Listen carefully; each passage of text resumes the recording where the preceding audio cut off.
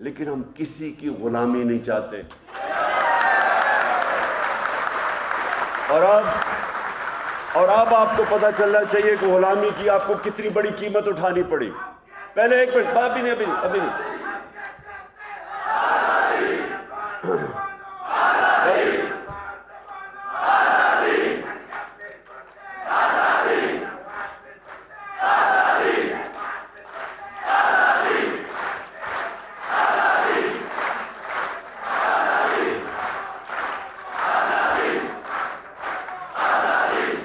انشاءاللہ.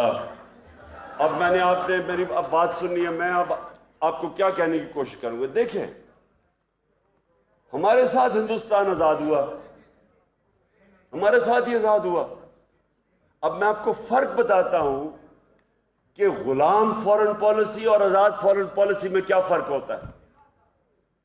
ہندوستان نے کبھی کسی کی جنگ میں شرکت نہیں کی. وہ بھی امریکہ کے ساتھ دوستی ہے اس کی.